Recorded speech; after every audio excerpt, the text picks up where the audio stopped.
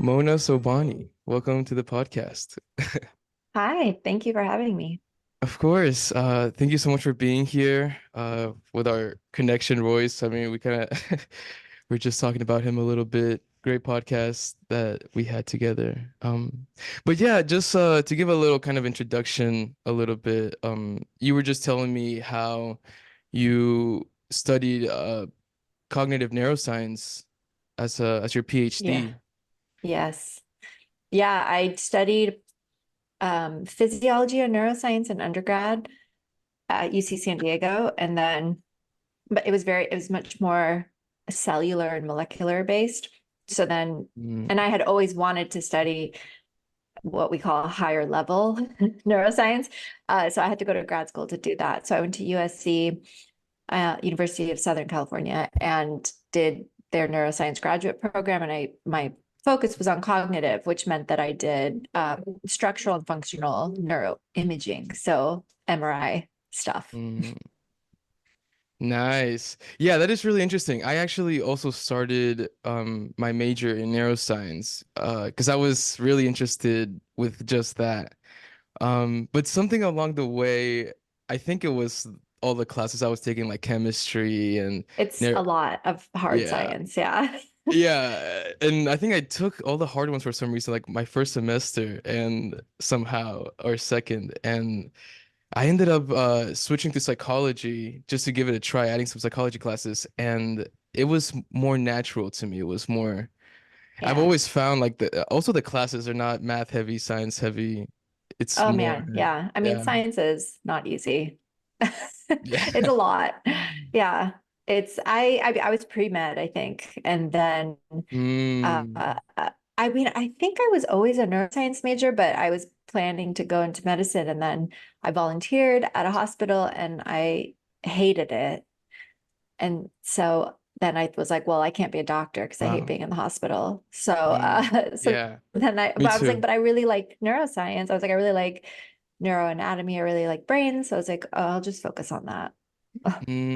Yeah, yeah. I thought it was really fun seeing brains in the classroom up front. But when it's, taken out of the body and there's nothing much that you can affect by just looking at it. But if it was inside of a person, then that would be a different story for me. I think it wouldn't be as easy to look at for We some did reason. we did an dissection with the medical Whoa. students like our first year of our neuroscience program, and like we I was so excited, but then when we got there it was so weird uh to be near a dead body, or actually a lot of them because it was a big room. And then yeah, they we had to take the brain out, and it was like the whole thing was so look, I'm like remembering, I'm like getting upset. Yeah, no, me too, me too. But it was yeah, like we had to saw the skull off and pull it, and then it was the Wow. spinal cord was stuck. We couldn't get the brain out, and the whole thing left me like kind of traumatized. I was like, I never want to see a real brain ever again. Yeah. Yeah, yeah, and that's why I kind of switched to psychology. But now that I graduate in December from UT Dallas, and Congratulations.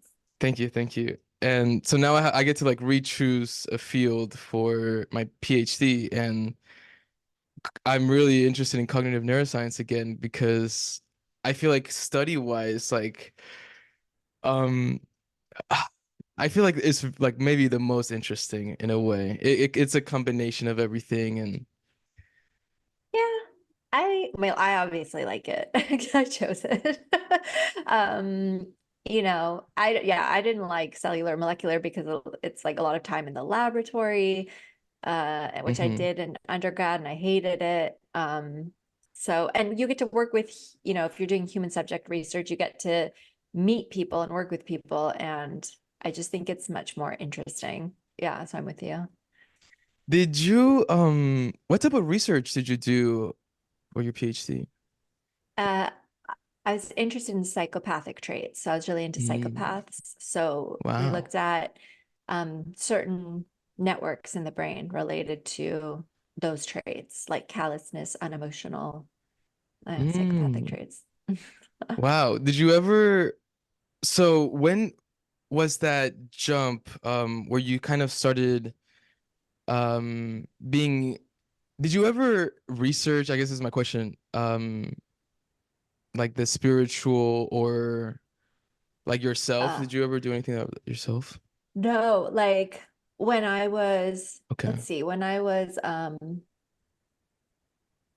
in college, I was a lot more spiritual, but I didn't call it spiritual. I just was very connected to the universe. Like I noticed coincidences. I always felt like I don't know how to explain it really, but I like if I found a quarter or if I found money, or I knew I would need it later, and then that would happen, like the exact amount. I would just happen, like I don't know. So things like that would happen to me all the time. So I felt very connected, but I didn't call it spiritual and I didn't really think about it. It was just the way I lived. But then when you go to graduate school for any hard science, but especially for neuroscience, they train you that the brain is creates meaning, that there's no external meaning in the world, that the universe is dead, random, and meaningless, and human brains are wired to look for coincidences, find coincidences, tie them together in a meaningful way, and create a story or create a narrative. And that's how they train you. So by the time I left, which was 6 years later, even though I had been somewhat more open-minded at the beginning, by the end of it, they don't call it indoctrination, like for no reason, like getting your doctorate. They had they Wow. they kind of beat the magic out of you, so you come out as a serious, skeptical scientist. So Wow. I was very like arrogant about spirituality and religion. I was like, oh, that's stupid. We all know that's not real. Like science is God. It was my religion. I call it a cult, actually. It's very cultish. So no, but I came out and then worked, and then I had an existential crisis. Eventually I opened up to spirituality, and I found that it was actually really valuable and really useful. So then I felt bad for all the scientists who have to pretend like they don't care about this stuff, or who have to keep themselves closed off, because that's Hmm. how they think that they're supposed to be, which is how I thought I was supposed to be. But yeah, I haven't Right. studied it myself, like in a laboratory or anything, but I'm familiar with a lot of the research, most of the research. Hmm. Yeah, wow, that's really interesting because I hope to kind of like study that and well by that I mean psychedelics. Um Yeah. and but there's also like something else, right? Like it's almost never just psychedelics. It's like, well, what does psychedelics do to addiction or depression or therapeutic values? And Yeah, I can talk about that a little. So yeah, please. I wasn't interested in psychedelics at all. But somewhere on my Mm. exploration or my spiritual journey, whatever you want to call it, somebody told me, because I was looking into spiritual and mystical experiences. So someone told me, they're like, oh, have you looked into psychedelics yet? And I thought, psychedelic, like I didn't know anything about psychedelics except the common misperception that they're just hallucinogens and that, they're bad for you. So they're like, you should look into psychedelics. A lot of weird things, mystical, spiritual things happen on psychedelics, and you'll be interested. So then I dug into the entire literature, and not only the modern day literature, but also the old literature, like from the 50s to the 70s before they were banned. And I I was amazed. I think saying amazed is actually an understatement. I was so amazed because since I did research in neuroscience and I was interested in mental health and I was familiar with mental health treatments, the outcomes of the studies were mind blowing because no other mental health treatments were seemingly as effective. And actually, the fact that they were effective at all was surprising to me because of what they are and how they work. And so I was really fascinated, and I like just read every possible thing I could. And then I started talking about, well, then I started doing psychedelics, but I also started talking about it with other people and realized nobody knew. This was like 2 years ago or 3 years ago.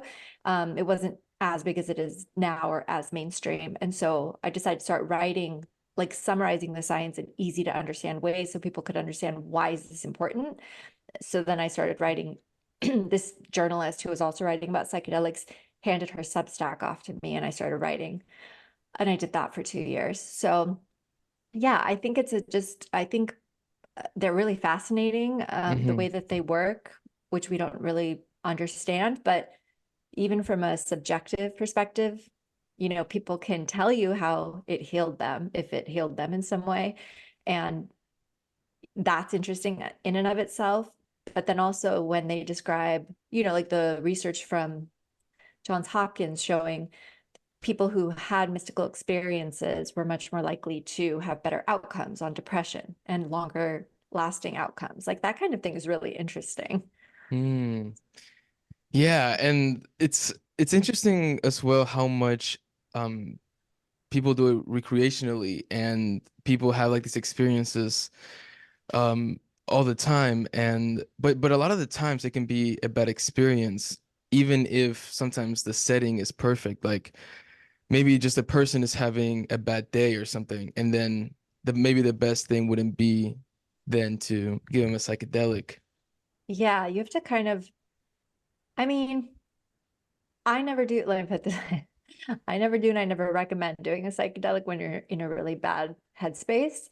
But having said that, I mean, when a lot of the studies that are addressing, PTSD and stuff, they're using it for that. But I think it's Mhm. a therapeutic setting. It's different. There's someone, a therapist there to help guide them through it.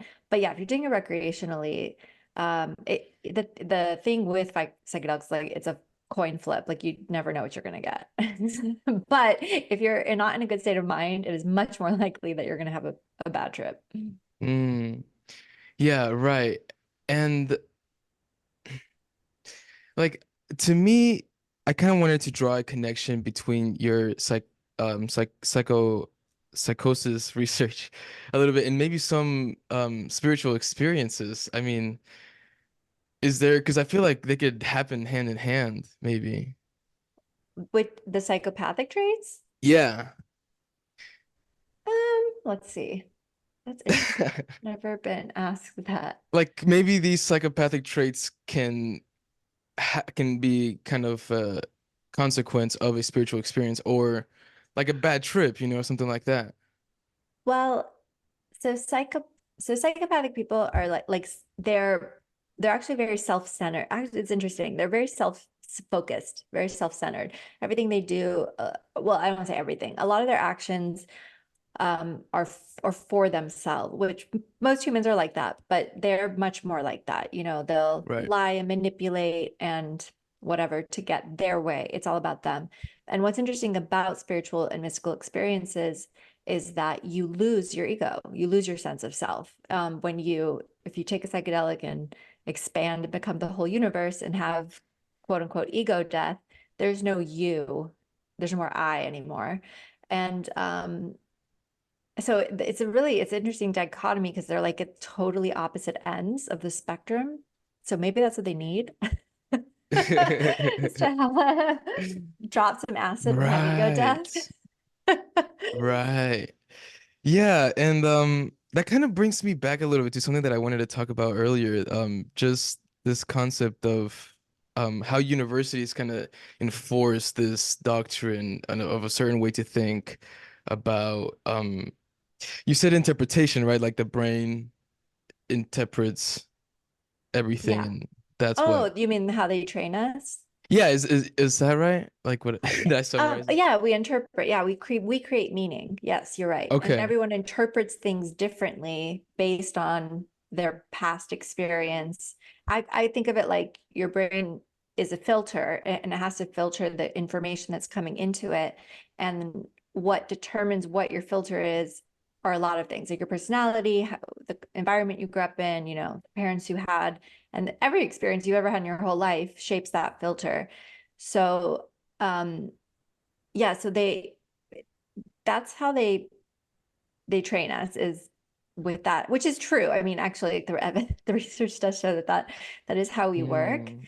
Um, but the meaningless aspect or that, which I felt like were two separate questions. I don't feel like they teach us that. It's just kind of there. just like it's just kind of there in Western culture, right? Like Yeah.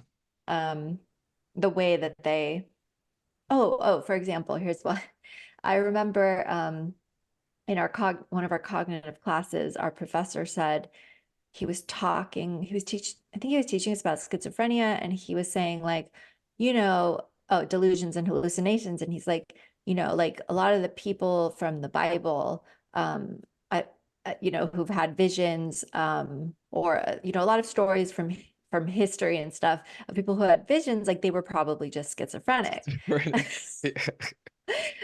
Yeah. And we just ate it up because we're like, oh yeah, probably it's was like, Wow. year one.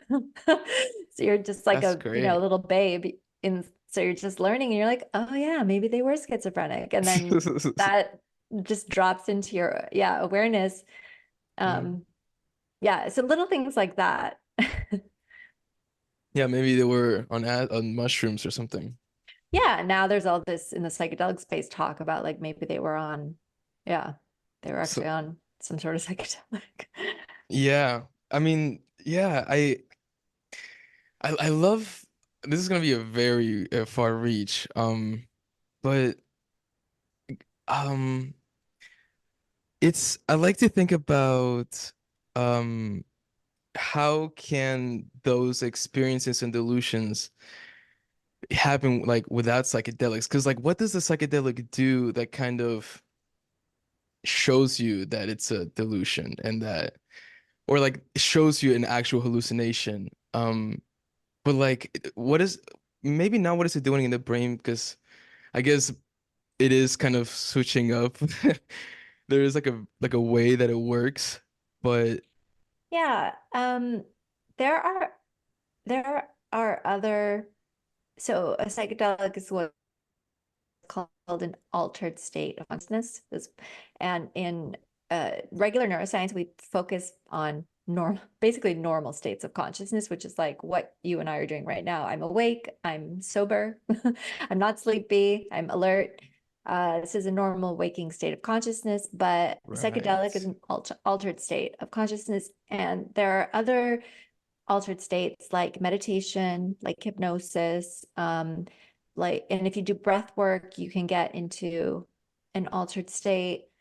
Um, a lot of I was trying to think of other examples. A lot of other cultures use drumming or chanting to Oh get into wow. trance-like states. So a Right. lot of, yeah, like uh, cultures that have shamans, a lot of them, in order to heal, have to get into an altered state of consciousness, and they'll use like drumming and chanting. Um, Wow. and so actually on breath work, you can almost have a full-blown psychedelic type experience. Yeah. It's yeah, it's kind of more like with your eyes closed. It's not quite, but yeah, it's just as intense. So it's like it is a state of mind that you Mm. can reach in other ways. Yeah, I forgot this the name of this one person who said that he brought the attention to me the endo trips, like how Oh, if you just close your eyes and yeah. like you can see things and like I've never like realized how cool that is. Like you just have That's constant lights dancing when you close Yeah, your eyes. exactly. That's what's his astrobiologist Bruce Damer calls it endo tripping. Oh, it was him. Yeah, I he did Yeah. a talk with Ram Dass's Psychedelic Explorers group, which is so sick. He was a guest speaker. Yeah, And he's great. I know him. He started oh this whole wow. um No way. institute for uh using psychedelics for breakthrough scientific insights. That's what he's working on right Yes. now. So, but Wow. yeah, endo tripping. And he's right. Like you can do a psychedelic, get an insight, and then come out and like do yoga, do breath work, do meditation, do other things to naturally get back into a state like that to Mm. explore your insight further. Mm. Yeah. Right. Right.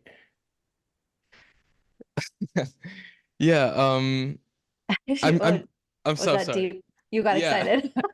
I'm trying to figure it out. So, okay, so I guess I'm trying to figure out a kind of how we can well, maybe exactly what he's saying, right? Like mixing both of these spiritual and um therapeutic spiritual ways of doing things into kind of maybe a new way.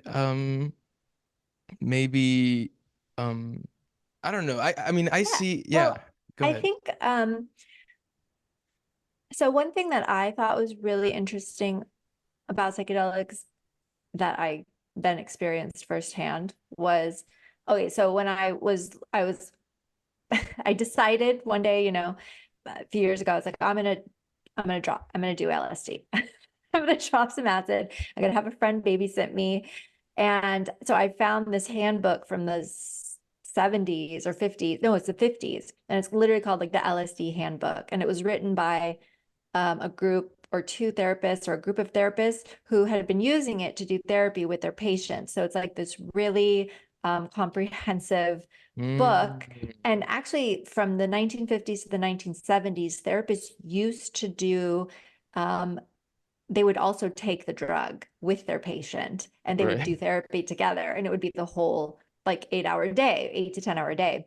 And so the book, the handbook goes over all of this and it gives the therapist tips like, if they're doing this, this is what you should do, if they're whatever. So I read that handbook, and in the handbook, it says, psychedelics are really good for breaking down the ego defenses. So normally we have these quote unquote egos which protect us from pain. And so it's like if somebody, that's why you get like defensive. If somebody says something to you and you get defensive, it's striking a chord with somewhere inside of you. It's hitting a pain point, and your ego's coming, in front to protect you and be like, and to, push back against the threat. So a lot of like when people have problems in their life, they're like, oh, I can never talk in front of an audience. I get too nervous, I'll throw up, or, I can never, like, I have trouble asking people out or whatever it is. A lot of times that it's hard, not a lot of times, sometimes it's hard for therapists to get to the core because the ego blocks. So they found that on substances like psychedelics, so using LSD, basically the ego defenses would be knocked out. And so Mm, the therapist could more easily, and the therapists don't do much, like they just they're just a reflection for the person.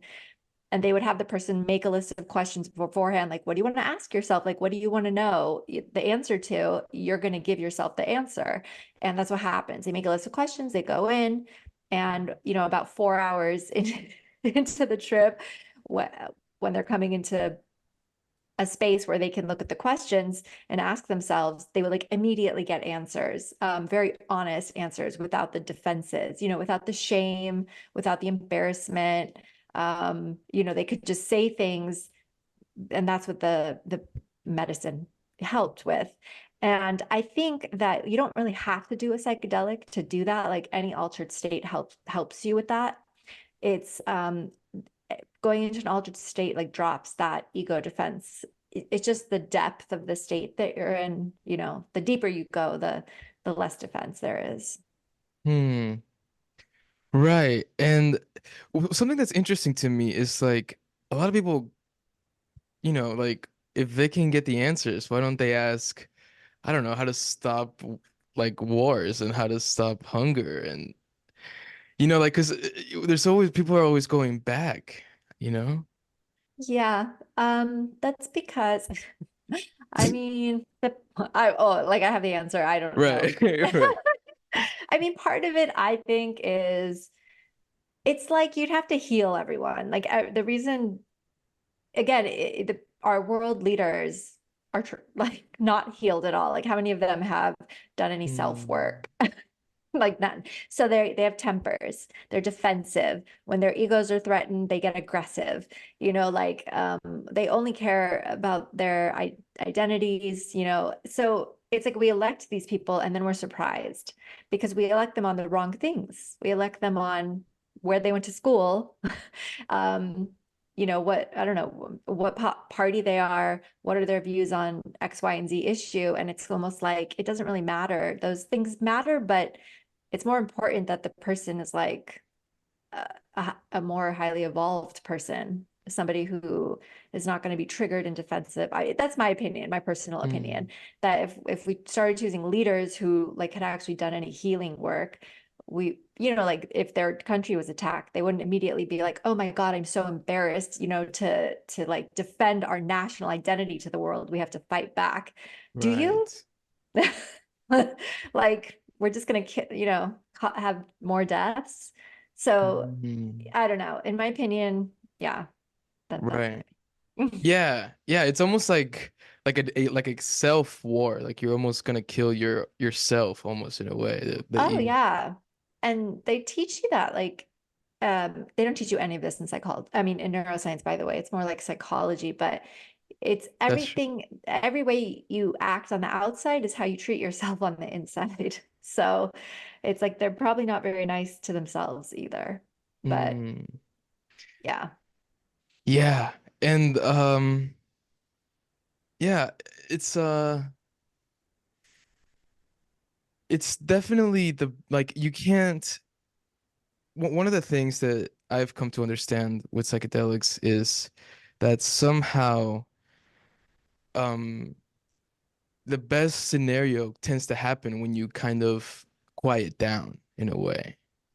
Mhm. And it's it's different than when you're meditating, you know, because you still have those walls up, those ego walls. But you you still kind of you can still do that, you know, you can still maybe not even I don't know if it's tapping into that space, but maybe it's um finding a way to behave better and with the ego, finding a way to not be so attached to the ego, maybe. Yeah, I mean, there's a lot of work you can do. Like, you can have ego death in meditation. I mean, it just, you need to, you know, it, you have to meditate a Mm, lot and for a long time. But um, there's a lot of less, you don't even have to be in an altered state to start heal. You know, there's a lot of other healing modalities hmm. that can start addressing your issues, your traumas, whatever it is for that person. Like, I mean, there's regular psychotherapy. There's something called energy psychology, which is like emotional freedom technique. Are you familiar with that? The tapping? Oh The yeah, yeah. yeah, like there's a whole field of um what else is there? I mean, breath work is pretty healing. I'm trying to think. I mean, there's so many like different schools and types of things to, yeah, to help you heal. Now there's more than, oh, like somatic psychology is a whole thing Mm, now, to yeah, release like trauma and stress from your body. right, yeah. And So there's a lot of different ways. another one that I would love to throw out there would be the past life healing. Oh yeah, there's that. Yeah, I got interested in that. That's actually what got me into the spirituality in the first place, which is so weird when I look back on it, because like what an like obscure, weird, like thing for a neuroscientist to be interested in. But what happened Right. was um how did I oh yeah, I was listening to a podcast. Chelsea Handler, the comedian, had a podcast, and she used to be a skeptic, and but then on one episode she had this psychic medium, call her name is Laura Lynn Jackson, and Laura Lynn Jackson was talking about how, you know, she lets scientists, she's actually worked with neuroscientists and let them study her brain, and she described her method. Mm, And then the two of them mentioned this book, Many Lives, Many Masters by Brian Weiss. And I ordered it because they're like, he's a psychiatrist. It's such a great book. Everyone should read it. So I ordered it, not really knowing what it was. And then it arrived, and I think it actually says past life regression on the cover, but since I didn't know what that was, it didn't register. So I started reading the book, and he's like a, you know, Yale and Columbia educated psychiatrist. He was an atheist, I think, or agnostic, and was not interested in anything paranormal, but it's this really fascinating story of this patient he has that he cannot heal. Like for a year and a half, she has all these phobias and anxieties, and her life's falling apart. And he's like tried all these different methods and nothing works. So finally, he's like, "Oh, I'll just do hypnosis with her." And then he does, and he regresses her. He's like, "Oh, go back to the time of your first trauma." So she did go back to like the time of her first trauma, and it was like when she was a kid, but she still didn't get better. So he did it again, and then this time she started like describing a life that was not the life she was living right now. It was like Mm. he's like, and he was confused, and it was really interesting because he was like, "Wait, what's your name?" And she like gave a different name, and he's like, "What color is your hair?" And it was different. And so he's like, "Whose life is this?" He's like, Yeah. but he was like, "Oh, we'll just, we'll finish the regression. We'll see what happens." And I think it was something like she drowned in that life and she had a fear of water or something. Um, oh, she had a fear of the dark. One of them was like she was in a cave. So she died in the cave. So then she comes out of the regression and then comes back for treatment, and her whatever that fear was cured. And he was like, "You've got to be kidding me." Like a year Mm. and a half of every other modality, nothing worked for her. And this fantasy that she made up in regression worked. So he started studying it his whole life and found, yeah, he found that like you have to read the book. That's really interesting. It's super Wow. short, easy story to read. So I read after that, I was like, what is this? I was so fascinated, again, just from a mental health neuroscience perspective. So I ended up reading all his books. And then there's a few other past life regression therapists who've written good books, like Michael Newton is one, and Roger Wolger is a really good one. That one's a little more academic-y, but yeah, they were all interesting, and it was fascinating because it's healing, whatever it is. And I looked up the Mm. stats and compared it, and it's as effective, about as effective as cognitive behavioral therapy, which is the most widely used type Mm. of therapy. So it's pretty fascinating.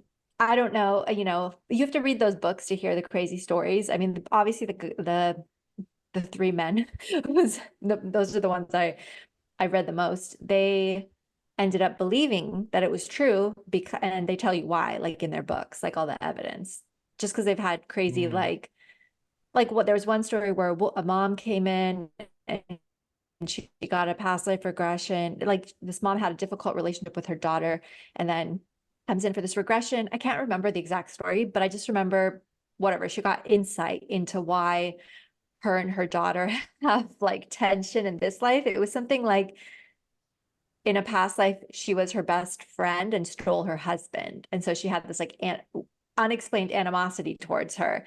So then Mm. the daughter, like unbeknownst to the mom, the daughter didn't know the mom got the regression, and the mom didn't know. The daughter went and like got a regression in a different town, a different, like she wasn't even near her mom, um, and told the same life, like detail by detail, and came was like, "Oh, mom, this is so crazy. Like I had this past life regression." And then the mom was just like, "Oh my God," like floored because they had the same story. And so there's been a lot of cases like that, I think, among other things, that convinced the people who do the work that it's real sometimes. Mm.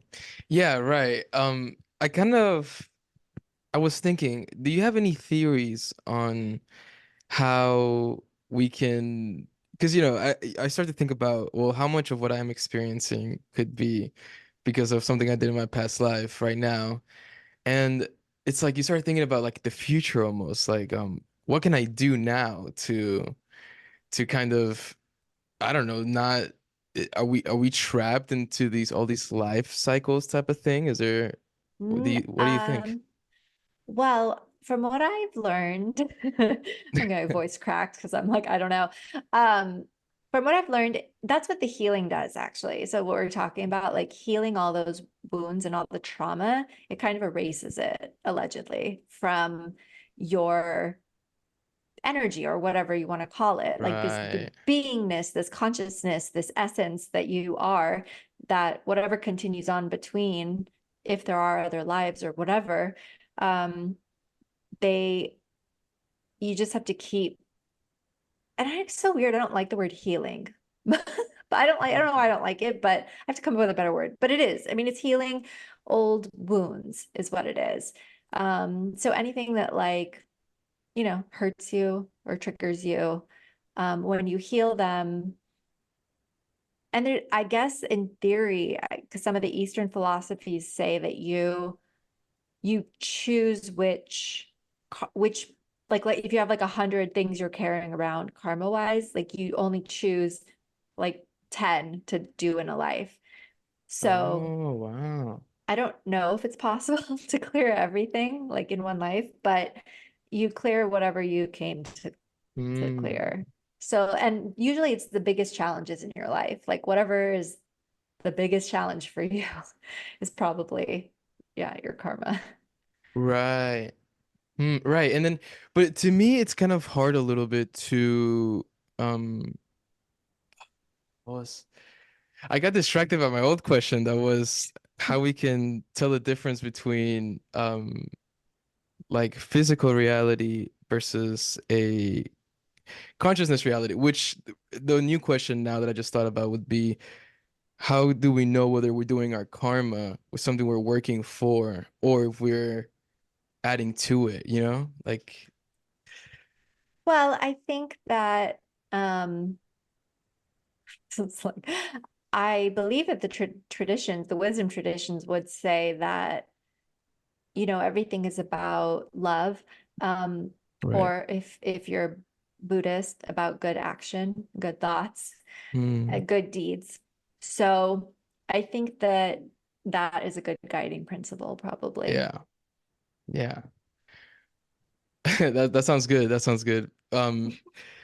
Yeah, because we have an ego, and I think if we find a way to do some good with it, um, it's better than nothing, right? Yeah, and there's a lot of actually scientific evidence that shows that when you get the focus off of yourself and onto others or onto anything really, Right. nature, the interconnection of everything, you're happier. Mm. Like you're just less focused on, uh negative, or I mean not even, you don't even have to be focused on something negative about yourself, just focusing on yourself. When you move that focus off and out, it just you see improved like contentment or improved well-being actually is it's a better way to say Mm. that. And maybe that's why meditation can be so helpful because you're not giving into all of your Yeah. thoughts and or Yeah, whatever you're type. you're kind of quieting it down, and becoming aware of what you're thinking is actually a whole practice in and of itself. Most of us are not really aware. Like you think you Mm. know what you're thinking about, but there are levels of awareness, and that's what meditation does help you with. Right. Um, but also not even just meditation, like mindfulness, like they say, like being mindful during your day of what are the things you're saying in your head. And it takes some practice to amplify that awareness. But once you do, you kind of can't unsee it.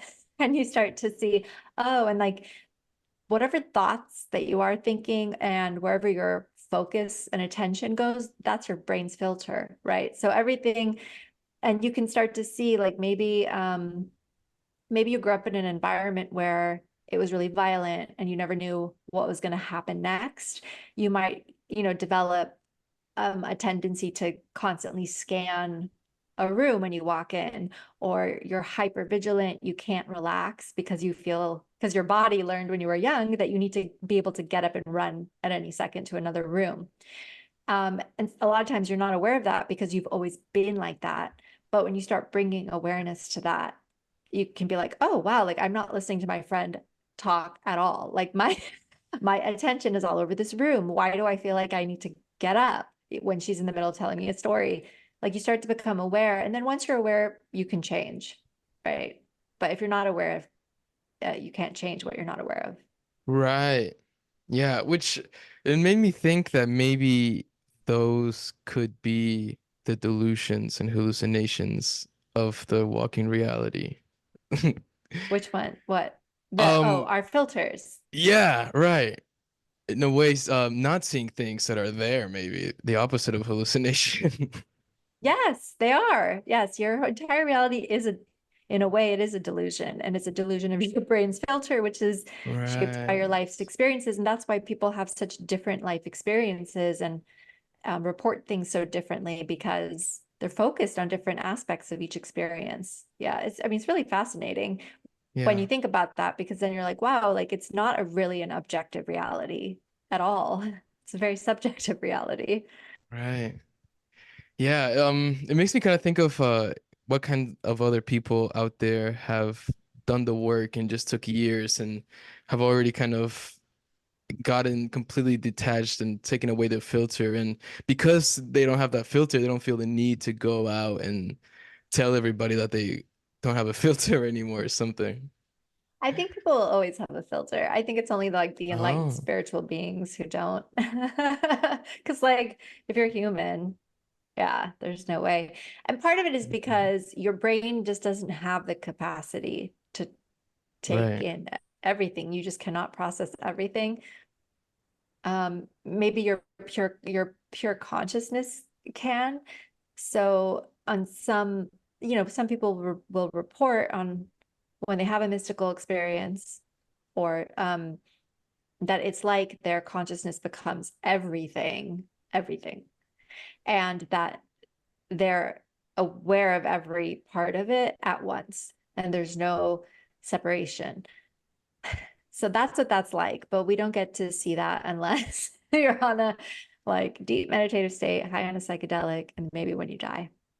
Mm, right. Yeah. And I don't think maybe the goal is not to always be there because how much good can you do if you're not fully here? Yeah, definitely. You come here to be human, I think. Right. Yeah. Yeah. You took the curriculum. How about you take the class? You signed up. Yeah. You're in the school. Oh, I love Ram Dass too. Yeah. Yeah, that's great. I actually have interviewed Jackie Dobrinska Oh, from the wow. podcast. Oh, that's Yeah. nice. Yeah. Y- y- Yeah, I love Ram Dass Yeah, too. Ram Dass was like my gateway drug until like Mm. the more serious spirituality. Like his podcast was a go-to. I Oh still listen yeah. to it, but Yeah. yeah. Yeah. The last one was pretty good, the last episode. I don't know if I heard the last one. I did listen last week, but I don't know if that was the last one. But yeah, that I love it. Because he's very relatable Yeah, and right. yeah. Yeah. Yeah, he's fully here. He's here.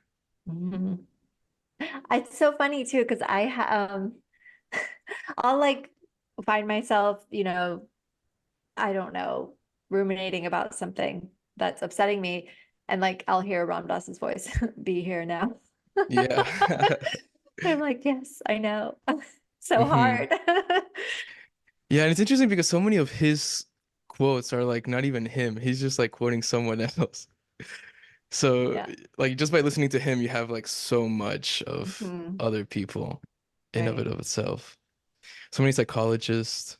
That's Yeah. another reason he Yeah, so didn't, right? fascinating that he was Yeah. this like Harvard psychologist and then Yeah. like so he brings that perspective, which is really fascinating. Yeah. Yeah. And then do you know Chogyam Trungpa Rinpoche? Hmm. Okay, well, I also have interviewed David Nicktern, which is one of his students, and there's this one podcast with Ram Dass and Chogyam Trungpa Rinpoche on a panel, and basically Chogyam Trungpa Rinpoche is like as Ram Dass, he was like, you left all of the people in America like hanging, like wondering what to do. Like you just left them to go to India. Oh, And Ramdos was like, yeah, to see another day, like fighting for survival or whatever. And oh.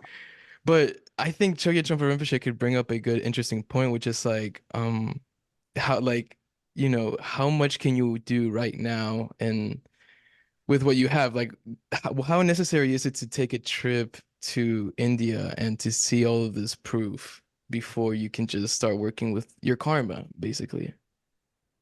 Yeah, I think that it's different for everyone. Like I think that and I think the only way to know is to tune into yourself and follow your heart, because I think like Hmm. if it's your path to do that, you'll feel it so strong, you won't be able to not do it. But if you think you should do it, and every time you think about doing it, you're not excited, or it keeps not working out, then it's probably not your path.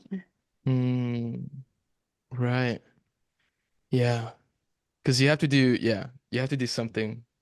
Yeah, because like I think a lot of, I think a spirituality can be perceived in that way sometimes of, oh, I need to do this, or, it has to be super. And it's up to, everyone's different. Like if that's what you prefer, that's probably your karma. But I don't think it's necessary to do all that. Like Mm, at least for me, I like listen to all different kinds of spiritual people, and some of it I'm like, I don't know that I agree with that, yeah. so it's kind of like just picking and choosing and seeing what resonates with you, because there are a Yeah. lot of different ideas. They don't all align, and I don't really think you have to choose just one. Mm, wow. Yeah, I love that. It kind of circles back to what we were talking about in the beginning regarding kind of war and these experiences that you can save. And it's like, how about you just start by saving yourself first and like just Mm. make sure you're okay first. Yeah, yeah, and I think it's interesting. The wars. I used to follow politics and follow the news really closely and get really immersed and Hmm. get really down about it and negative. And because I thought that's what I should do, or I thought it was like intellectual and cool, I don't know, Yeah. but it didn't make me feel good. And it's like you're saying, there's nothing I could do. Like, yes, I could protest, which I do. Yes, I could donate, which I do. Um, I do everything I can do, but it's like I can't do like, I'm not going to join the military. I'm like not going to fly to this country. Like, so there's only so Right. much you can do, and you don't really, I think carrying guilt around for no reason is not useful. And Mm. I think that like, so I experienced this because my parents are from Iran. They came here before the revolution, but um, like there's a lot of shitty things that go on there all the time. And I pay attention to it because it deserves to be seen. Hmm. And if there's anything I can do to help, then I do. We have family there. But I used to carry around a lot of guilt that I can't do more. And then when I was learning about the spirituality stuff, I was like, guilt makes me feel bad. But when I don't feel bad, I'm not operating at my best, and I can't do what I'm here to do. Right. So it's kind of like you can feel guilty. I can feel guilty, but I let it go. Like I Hmm. make an effort to let it go because it's not very useful Right. in that context. Right. And someone from the outside will look at that and be like, oh, that person is bad because they're not helping. But it's like you don't But know how they're whatever, who cares? helping. Well, it's like who cares what people think, really? Yeah, but also it's like you have to exactly like you have to trust um that because you say no to going to the army, Right. you will be able to help in another way. Yeah, it's not my. Oh, somebody said this and I liked it. It's not the what like highest and best use of me. Hmm. Me and my talents, like, Right. and it's true, like each of us has different talents, uh, different ways that we contribute to the world, and it's not going to be the same for everyone. So your job is to find out what your talent is or what you can contribute, and then to do Exactly. that the best that you can. Right. Not to figure out other people's or to make other people understand your job. Oh yeah, no, you should never worry. I mean, everyone says this, but it's hard to do, but not care about what other people think. But Yeah. when you do some of the, self-work stuff, or even the mindfulness, you start to realize that, I mean, people who throw judgments at you are really throwing judgments at themselves again. Like it's just Right. they're judging themselves. So, it's really, there's another quote that I love that it's like, it's none of my business what other people think of me. And I carry that around all the time. Hmm. One that I heard recently, I think was something like every criticism is bagged with a cry for help or something like that. That's a good one too. So true. Yeah, right? I was like, yeah, that's crazy. Mona, I just kind of had one last tiny question that you can wrap it up in any type of way that you want. Okay, Okay. two questions actually, if you don't mind. Sure. I guess I'll do this one first. This is Eric's psychedelic breakfast, and I like to ask people sometimes. I usually do this at the beginning of the podcast, but what did you have for breakfast today? What did Mona Sobhani eat for breakfast? How funny. I had this mix from Trader Joe's. It's like Oh, granola, oatmeal, uh I don't know. It has a bunch of grains and seeds in nice. it. It was good with syrup because otherwise it's tastes like nothing. Oh, maple syrup. Yeah, maple syrup. Not honey. No, I prefer maple. Hmm. I like the flavor of maple Hmm. specifically. I like adding honey to everything and anything that I Oh, can. I love honey too. Right? I use honey for tea and like other things, Yeah. but on that breakfast, maple syrup works really well. Wow. I'll have to try it sometime. Yeah. I wish I could remember what it's called. Sorry, I can't. But it's like, yeah, anyway, I'll send it to you later. It's all good. And I guess the second one is if you could um just kind of say how these experiences have impacted your life. Mm. Psychedelic experiences? That and also your scientific experiences. Mm. Well, science taught me how to reduce things into parts and analyze things one thing at a time and then pull them together to make a story. And it's psychedelics and spirituality actually taught me the opposite of like looking at things as a whole and realizing that you don't have to break everything down into parts. Some things are not, you cannot do that, that sometimes things are a whole. And I think psychedelics specifically, I always describe it as like stepping out of 2D into 3D and stepping back. And there's no really words. I don't even know how to say it. I mean, they've blown my life apart in a good way. Like they've Hmm. blown my conception of what's possible open. And yeah, it's just been beautiful. Yeah. Nice. Well, I feel like that's a good way to wrap it up right there.